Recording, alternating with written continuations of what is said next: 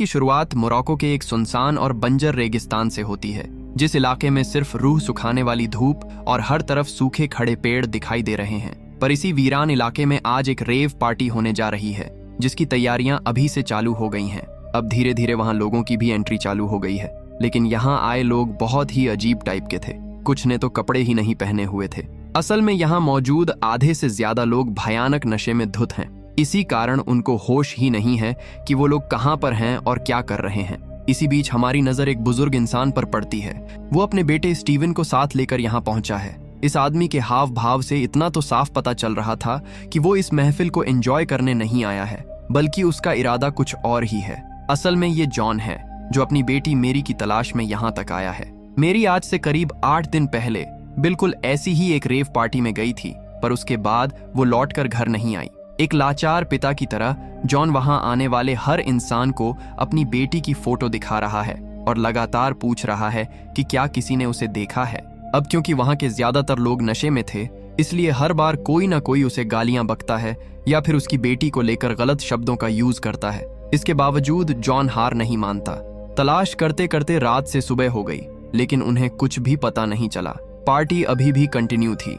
इसी बीच जॉन को ऊपर पहाड़ी पर कुछ लोग बैठे दिखाई दिए। वहां जाकर उसने उन लोगों को अपनी बेटी की फोटो दिखाई और उसके बारे में पूछा। उन लोगों में एक लड़की भी मौजूद थी, जिसने तस्वीर देखकर बोला कि हाँ, मैंने इस लड़की को देखा तो है, पर कहाँ देखा है ये मुझे ठीक से याद नहीं आ रहा। ये बॉर्डर के पास ऑर्गेनाइज होने वाली रेव पार्टी में गई थी। ये अब तक की सबसे बड़ी पार्टी होने वाली है, क्योंकि इसके बाद इस जगह पर पार्टीज होना हमेशा के लिए बंद हो जाएंगी। जॉन को यहाँ से एक उम्मीद नजर आने लगी। वैसे अगर कोई दूसरा इंसान होता तो वो इन नशे में धुत लोगों की बातों पर बिल्कुल भरोसा नहीं करता, लेकिन उन लोगों की बातों पर विश्वास करके वो उसी तरफ जाने के लिए रेडी हो गया, जो कि यहाँ से काफी दूर था। इससे पहले कि ये दोनों वहां से रवाना होते, कुछ और लोग वहां आ धमकते हैं। ये असल में मिलिट्री वाले थे। उनका कहना था कि ये पार्टी इलीगल है और सभी को फौरन शहर लौट जाना चाहिए, क्योंकि देश में सिविल वॉर छिड़ चुका है और ऐसे माहौल में लोगों का बाहर घूमना बिल्कुल सेफ नहीं है। लेकिन ये लोग अब शहर वापस नहीं जाने वाले थे, क्योंकि उन्हें उस आखिरी पार्टी को अटेंड करना था जो बॉर्डर के नजदीक होने वाली है। इस बात पर मिलिट्री और इन लोगों के बीच अच्छी खासी झड़प भी हो गई। फिर भी कुछ लोग नहीं माने और अपने ट्रक्स लेकर उसी दिशा में निकल पड़े। अब जॉन को भी उसी तरफ निकलना था, पर वो थोड़ा झिझक रहा था, क्योंकि वहां तक जाने वाला रास्ता बहुत ज्यादा खतरनाक है। ऊपर से देश में सिविल वॉर भी स्टार्ट हो चुका है। पता नहीं रास्ते में कौन सी नई मुसीबत उनके सामने आकर खड़ी हो जाए। इसी कंफ्यूजन में वो वहीं खड़ा हुआ था, पर जब उसने देखा कि 2-3 ट्रक्स उसी तरफ जा रहे हैं, तो उसने भी अपना मन पक्का कर लिया। अब वो यहाँ तक आ ही गया है तो अपनी बेटी को खोजकर ही वापस लौटेगा। ये रास्ता देखने में जितना ज्यादा खूबसूरत नजर आ रहा है, असलियत में ये उससे कहीं ज्यादा जानलेवा है। थोड़ी दूर आगे बढ़ने पर जॉन को कुछ लोग रोक लेते हैं, जो उनके आगे चल रहे थे। जब वो सब इनकी वैन के करीब आए और अंदर एक बच्चे को देखा, तो जॉन से आहिस्ता से बोले कि तुम जिस जगह पर जा रहे हो वो इस बच्चे के लिए बिल्कुल भी ठीक नहीं है।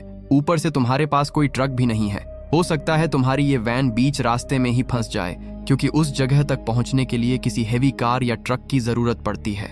ये सुनकर जॉन एकदम चुप हो गया और सोचने लगा कि अब उसे क्या करना चाहिए। कुछ देर दिमाग लगाने के बाद वो बोला कि कोई दिक्कत नहीं है, मुझे वहां जाना ही पड़ेगा। हो सकता है मेरी बेटी मुझे वहीं मिल जाए। उसकी ये बात सुनकर वो दोनों लोग भी थोड़ी देर के लिए चुप हो गए। वो सोच रहे थे कि इस आदमी को अपनी बेटी की इतनी क्या पड़ी है कि ये खुद की जान खतरे में डाल रहा है। लेकिन ये बात तो सिर्फ जॉन को ही पता है कि मेरी उसके लिए कितनी मायने रखती है। सफर फिर से स्टार्ट हो गया। थोड़ी ही देर के बाद इन्हें अपना फ्यूल टैंक फुल करवाने के लिए रुकना पड़ा। पर जैसा कि हमें मालूम है कि शहर में सिविल वॉर चल रहा है, तो ऐसे हालात में हर जगह रिसोर्सेज की लूट मची हुई है। तो इस पेट्रोल पंप पर भी बिल्कुल वैसा ही सीन था। इसलिए ये लोग वहां से आगे बढ़ गए, जहां जाकर उन्हें एक बंदा मिला जो ब्लैक में पेट्रोल सेल कर रहा था। उसके रेट इतने ज्यादा थे कि वो दोनों लोग उसे खरीद नहीं पा रहे थे, क्योंकि उनके पैसे खत्म हो चुके थे। तब जॉन आगे आता है। वो कुछ एक्स्ट्रा पैसे देकर अपने लिए और उन दोनों के लिए भी फ्यूल परचेज कर लेता है। इस वजह से उनके बीच थोड़ी सी दोस्ती बढ़ जाती है। इसके बाद ये लोग फिर से आगे बढ़े और फिर एक जगह रुककर आज की रात वहीं बिताने का फैसला किया। जेड नाम की एक लड़की ने जॉन से मेरी की कुछ और फोटोज मांगी, ताकि वो उन्हें अपने बाकी साथियों को दिखा सके। जब उन लोगों ने मेरी की फोटो देखी तो उन्हें बहुत दुख हुआ, क्योंकि वो उम्र में काफी छोटी थीं। अब उन्हें समझ आ रहा था कि एक पिता अपनी बेटी को खोजने के लिए इतना ज्यादा परेशान क्यों है।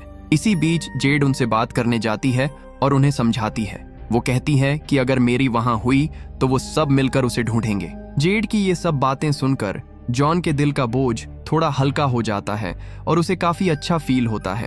जब ये लोग सोने जाते हैं तो स्टीवन अपने डैड से बोलता है कि ये लोग भले ही नशे करते हैं पर दिल के बहुत अच्छे हैं। जॉन को भी अब कुछ ऐसा ही फील हो रहा था। अगले दिन जब ये सब आगे बढ़ रहे थे तो सारे ट्रक्स आगे निकल गए, पर जॉन की वैन इतनी पावरफुल नहीं थी कि वो उस छोटी सी नदी को पार कर पाती। ऐसे में आगे वालों ने उसकी हेल्प की और वैन को टो करके इस पार ले आए। उसी रात जब ये लोग फिर से रुके तो स्टीवन ने अपने डैड से पूछा कि क्या वो अपनी चॉकलेट का थोड़ा सा हिस्सा जेड को दे सकता है। इस पर वो ये कहकर मना कर देते हैं कि हमारे पास पहले से ही खाने पीने की काफी कमी है और ना जाने अभी कितनी दूर और जाना पड़े। स्टीवन ने कहा कि उन्होंने हमें खाने को दिया और यहाँ तक पहुँचने में हमारी हेल्प भी की है, तो हमें भी उनका ये एहसान तो चुकाना पड़ेगा। उसकी ये बात जॉन के दिल को छू गई, इसीलिए वो खुद जेड के पास वो चॉकलेट देने चला गया। उस वक्त वो म्यूजिक सुन रही थी। उसने जॉन को भी वो सुनने के लिए कहा, पर वो कोई नॉर्मल म्यूजिक नहीं था बल्कि सिर्फ एक ट्रांस था। जेड ने उसे बताया कि इसे असल में तब सुना जाता है जब लोग पूरी तरह से नशे की हालत में होते हैं, क्योंकि ऐसा करने से उन्हें थोड़ा और स्पार्क मिलता है। जॉन को ये तरीका बहुत अजीब लगा, फिर भी वो बिना कुछ कहे अपने टेंट में वापस आ गया। अगली सुबह वहां थोड़ी हलचल मची हुई थी। असल में स्टीवन का डॉग कहीं मिल नहीं रहा था और जब वो मिला भी तो उसकी हालत बहुत बीमार लग रही थी। किसी को समझ नहीं आ रहा था कि रात भर में इसे अचानक क्या हो गया। तभी जॉन ने नोटिस किया कि उस डॉग ने कुछ कचरा खा लिया था, जो असल में उन्हीं लोगों का था जो कल रात नशे कर रहे थे। उसी कचरे को खाना समझकर उसने खा लिया था, जिससे उसकी तबीयत बिगड़ गई। ये बात जानकर सभी हैरान रह गए। इतने में किसी ने पानी लाकर दिया और बोला कि इसे थोड़ा थोड़ा पिलाते रहो, ये कुछ ही देर में ठीक हो जाएगा। उन लोगों के कहने के अनुसार वो धीरे धीरे ठीक होने लगा, जिसे देखकर स्टीवन बहुत खुश था। अब जैसे जैसे ये लोग उस जगह के पास पहुंचते जा रहे हैं, उनका सफर और भी ज्यादा रेतीला और खतरनाक होता जा रहा है। अब वहां ना तो कोई सड़क बची थी और ना ही कोई मुसाफिर नजर आ रहा था। वहीं स्टीवन अब अपने डॉग को छोड़कर कहीं नहीं जाता, क्योंकि वो दोबारा उससे खतरा मोल नहीं ले सकता था। टाइम के साथ इन सभी लोगों की आपस में काफी अच्छी दोस्ती हो जाती है। स्टीवन तो जेड के एक साथी से अपना नया हेयर कट भी करवा लेता है, जो उसे काफी पसंद आता है। पर जॉन को अभी भी खुशी की तलाश थी। उसे देखकर ऐसा लगता है जैसे वो हंसना ही भूल चुका है, पर वो इस बात से बिल्कुल अनजान है कि आगे जो होने वाला है वो उसे तोड़ कर रख देगा। अब ये लोग उसी भयानक सड़क पर होते हैं। तभी अचानक सामने वाले ट्रक का टायर कुछ पत्थरों के बीच आकर अटक गया और जिस जगह पर वो अटका था उसके ठीक नीचे एक गहरी खाई थी। अगर उसने हल्की सी भी जल्दबाजी दिखाई तो सीधा नीचे जा गिरेगा। इसीलिए सभी उसे रोकने को बोलते हैं और बाहर आकर मुआयना करते हैं कि असल में खराबी कहाँ पर है। तो पता चला कि उसका टायर फट चुका है, जिसकी वजह से प्रेशर नहीं बन पा रहा है। ऐसे में जॉन मदद के लिए आगे आया। उसने तुरंत अपनी वैन से जैक निकाला और कुछ ही देर में उसे ठीक कर दिया। इसी बीच स्टीवन की नींद खुल जाती है और वो बाहर अपने पिता के पास आने लगता है, पर जॉन ने उसे वापस जाने को कहा क्योंकि वो जगह काफी खतरनाक थी। ऐसे खुले में रहना बिल्कुल भी ठीक नहीं था। इधर टायर लगाने के बाद ये लोग फिर से कोशिश में लग जाते हैं कि किसी भी तरह उस ट्रक को वहां से आगे निकाला जाए, लेकिन तभी कुछ ऐसा हो जाता है जिसकी उम्मीद तो सच में किसी ने नहीं की थी। वो वैन पता नहीं कैसे लेकिन अचानक अपने आप पीछे की तरफ जाने लगती है, जिसमें स्टीवन और उसका डॉग मौजूद थे।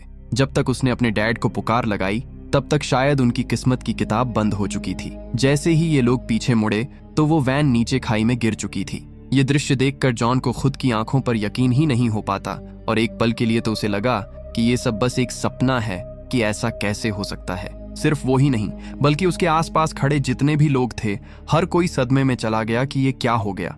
अभी तक तो सब कुछ इतना सही था, फिर ये कैसे? जेड को सबसे ज्यादा बुरा लग रहा था क्योंकि वो स्टीवन और जॉन दोनों के सबसे ज्यादा करीब थी। अपनी बेटी को ढूंढने निकले जॉन को क्या पता था कि इस सफर में वो अपने बेटे को भी खो देगा। अपनी उम्मीद को वो इस तरह से खो देगा।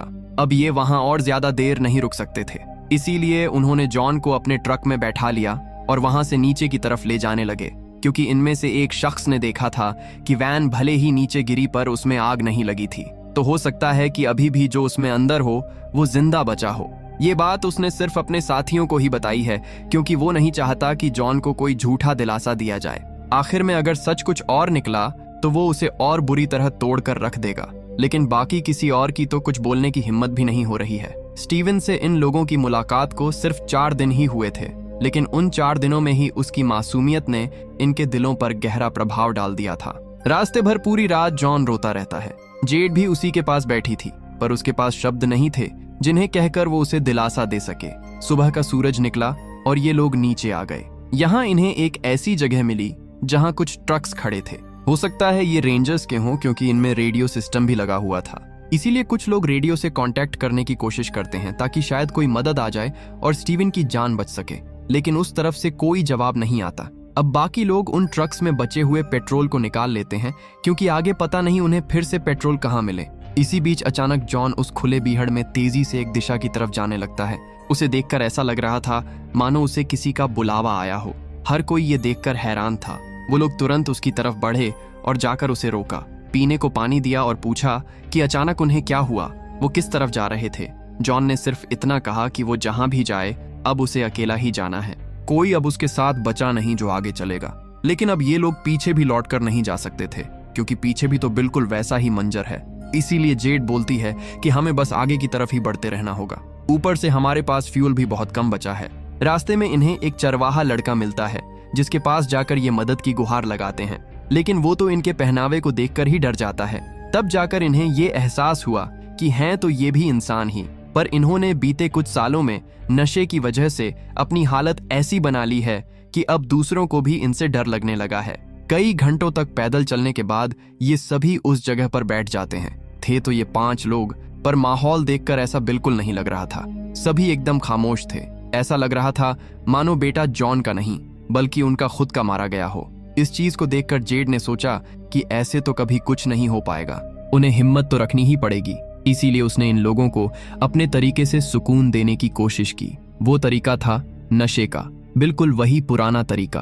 पहले ये सभी नशा करते हैं और फिर उसी म्यूजिक की धुन पर नाचना शुरू कर देते हैं। शुरुआत में तो बाकी लोग ऐसी कोई हरकत नहीं करते, लेकिन बाद में जब उन्होंने जेड को मदहोशी की हालत में देखा तो वो भी उसी की तरह नाचने लगे, और जॉन भी इन्हें देखकर इसी नशे की दुनिया में खोने लगा। वो अंदर से खुश तो बिल्कुल नहीं था, पर उसने अपने उसी दुख को अब यकीन बना लिया था। ये दृश्य देखने में काफी अजीब लग रहा है कि कैसे एक सुनसान बीहड़ इलाके में कड़कती धूप के बीच ये लोग सिर्फ एक गाने की धुन पर नाच रहे हैं। नाचते नाचते जेड वहां से काफी दूर चली जाती है, और तभी अचानक एक जोर का धमाका हुआ जिसमें जेड के जिस्म के हजारों टुकड़े जमीन पर बिखर गए। असल में जिस जगह पर ये लोग अभी खड़े हैं वो किसी जमाने में एक जंग का मैदान हुआ करता था, और यहाँ कदम कदम पर लैंड माइन्स बिछी हुई हैं। अपनी साथी की ऐसी मौत देखकर एक शख्स भागकर उसके पीछे गया, लेकिन जैसे ही वो उसके करीब पहुंचा उसका भी बिल्कुल वही हाल हुआ जो जेड का हुआ था। ये खौफनाक मंजर देखकर ये लोग बुरी तरह खौफजदा हो जाते हैं। अभी तक मुसीबतों का पहाड़ क्या कम टूटा था कि अब एक और मुसीबत आ चुकी है। अब ये लोग यहाँ से बाहर कैसे निकलेंगे? यही सोचते सोचते इनकी पूरी रात उसी रेगिस्तान के बीच गुजर गई। सुबह हो गई, लेकिन जवाब अभी भी किसी के पास नहीं था। जॉन तो पहले से ही आधा खत्म हो चुका है, पर वो पहले एक आर्मी वेटरन रह चुका है, इसीलिए उसे ऐसे हालातों के बारे में थोड़ी बहुत जानकारी है। उसने सबसे कहा कि हमें सबसे पहले यहाँ से निकलने का रास्ता खोजना पड़ेगा, और ये रास्ता हम खुद अपनी मौत से ढूंढेंगे, क्योंकि इसके अलावा हमारे पास और कोई चारा भी नहीं है। वो लोग अपने ट्रक को गियर लगाकर ऐसे ही छोड़ देते हैं ताकि ट्रक जहां तक जाए वहां तक उन्हें एक सुरक्षित रास्ता मिल सके। ऐसा करने से उन्होंने अपना इकलौता ट्रक तो खो दिया, लेकिन उन्हें आगे बढ़ने के लिए थोड़ी दूर का रास्ता जरूर मिल गया। अब सवाल था कि उसके आगे ये लोग कैसे जाएंगे। अगर अब दूसरी गाड़ी के साथ भी ऐसा कुछ किया तो इस बात की कोई गारंटी नहीं थी कि वो आगे जाकर बचेगी या नहीं, लेकिन अब भी उन्हें यहाँ से निकलना था तो रिस्क तो उठाना ही पड़ेगा। अब थोड़ी दूर आगे जाने पर वो गाड़ी भी धमाके के साथ फट जाती है, तो अब इनके पास कुछ नहीं बचा था। लुइस हार मानकर अपने एक साथी के साथ वहीं बैठ गया। शायद उसकी जिंदगी का सफर यहीं तक था, लेकिन जॉन ने तो अपना सब कुछ खो दिया है। अब बस बचे हैं तो उसके यही नए दोस्त, जिनकी जान के लिए वो खुद पैदल ही आगे चल पड़ा। ईश्वर के भरोसे बस चलता रहा और आखिर में एक ऊंची चट्टान पर जा पहुंचा। अब इस चट्टान से इन्हें आगे का रास्ता मिल गया और बाकी लोग भी उसी के बनाए हुए रास्ते पर चल पड़े। कुछ इस तरह से इन बचे हुए लोगों की जान बच गई। हालांकि अभी भी इन्हें एक लंबी दूरी तय करनी पड़ेगी। काफी दूर चलने के बाद जाकर इन्हें एक रेलवे ट्रैक मिला, जहां से गुजर रही एक ट्रेन पर ये लोग बैठ गए। इस सफर की शुरुआत में ये 5 लोग थे। इनकी मंजिल तो सेम थी, लेकिन सबका मकसद अलग अलग था। पर आज इन 5 में से सिर्फ 3 लोग ही बचे, जिन्हें मंजिल पर पहुंचकर कुछ हासिल भी नहीं हुआ, और इस सफर में इन्होंने खोया बहुत कुछ। जॉन, जो यहाँ अपनी बेटी को खोजने आया था, वो आज अपने बेटे को भी खोकर वापस जा रहा है। वहीं लुइस, जो अपने दोस्तों के साथ उस पार्टी में कुछ नई यादें बनाने जा रहा था, उसने इस सफर में एक ऐसा मोड़ देख लिया जिसके बाद शायद वो अपनी जिंदगी में कभी नशा ना करे। इसी के साथ ये कहानी खत्म हो जाती है।